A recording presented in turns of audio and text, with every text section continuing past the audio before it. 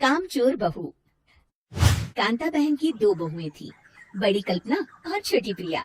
कल्पना का जैसा नाम वैसा ही काम। सारा दिन कल्पनाओं में रहती, ना कोई काम करती न कोई धाम। अरे कल्पना बहू, जरा अच्छी सी चटनी पीस दे, आज कुछ मजेदार खाने का मन है। पेट में जलन हो जाएगी माँ जी बुढ़ापे में, और वैसे भी मेरा काम करने का वक्त शाम का है। अब प्रिया को ही बोल दो। इतना कहकर कल्पना वहां से चली जाती है। कांता कल्पना के ऐसे रवैये से काफी परेशान रहती है। मैं बना देती हूँ माँ चटनी, ऐसा बोलकर प्रिया माँ को चटनी बनाकर प्लेट में खाने को देती है कि तभी वहाँ कल्पना आ जाती है। अरे वाह चटनी, जरा चख कर तो देखो, बड़े दिन हो गए। अरे नहीं बहू, तू तो रहने ही दे चटनी खाना, पेट में जलन हो जाएगी। इतना कहकर कांता और प्रिया दोनों हंसने लगते हैं। कल्पना सारा दिन या तो मोबाइल में यूट्यूब देखती या फिर सोती रहती। उसका कमरा भी बिखरा और गंदा रहता। एक दिन कल्पना का पति अशोक उससे कहता है, अरे कल्पना, जानवर भी उस जगह को साफ कर लेता है जहाँ वो बैठता है, तुम तो इंसान हो, कैसे इतने गंदे कमरे में रह लेती हो? देखो सारा सामान यहाँ वहाँ बिखरा पड़ा है। ज्यादा अपनी माँ का बोल ना बोलो। हाँ, कमरा तुम्हारा भी तो है, गंदा लग रहा है तो साफ कर लो। पता नहीं तुम्हारे साथ मैं कैसे जिंदगी बिताऊंगा। इतना कहकर अशोक वहाँ से चला जाता है। कल्पना बस खाना खाने कमरे से बाहर आती और फिर से कमरे में चली जाती। इससे कांता बहन काफी परेशान रहती। एक दिन प्रिया कांता से कहती है, माँ, मैं सारा दिन काम करके थक जाती हूँ। आप कल्पना दीदी से कहिए ना कि सुबह और शाम का काम बांट ले। मैं तो अब सिर्फ एक वक्त का ही काम करूँगी। हाँ। अरे तो वो भी ना करना, एक बहू तो कामचोर थी ही, दूसरी भी आ गई काम ना करने के बहाने लेकर। तभी वहाँ प्रिया का पति रमेश आ जाता है। माँ, मैं देख रहा हूँ भाभी कोई काम नहीं करती, प्रिया सारा दिन घर और रसोई का काम करती है, अब कुछ करो ना माँ। कांता मन में कुछ सोचती है और कल्पना के पास जाती है। कल्पना फोन पर मेकअप करना देख रही होती है। कल्पना, तुम सारा दिन बस मोबाइल देखती हो, घर का कोई काम भी कर लिया करो। प्रिया सारा दिन काम करके थक जाती है।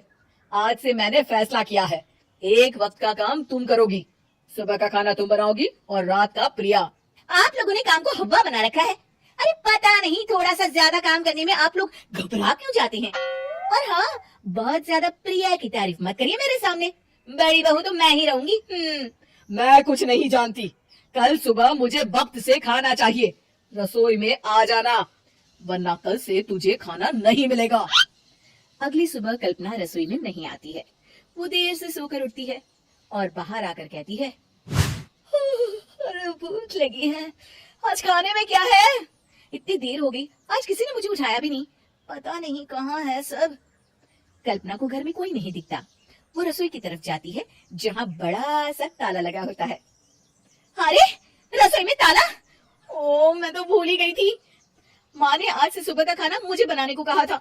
हे भगवान, इतने लोगों का खाना बनाना क्या आसान है?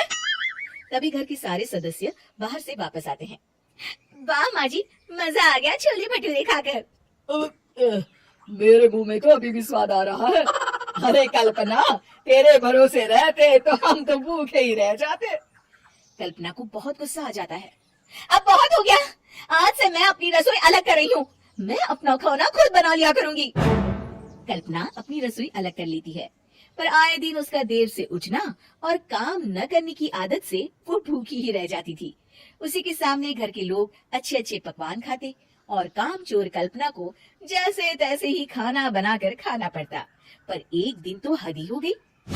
माँ, दीदी आज सुबह से कमरे से बाहर नहीं निकली, हमें जाकर देखना चाहिए। सो रही होगी कामचोर कहीं की, पर तुम कहती हो तो चलो देख लेते हैं उसे। कल्पना कमरे में पेट पकड़कर बैठी होती है। हाय मेरा दर्द, पेट दर्द के मारे मर रही हूँ मैं।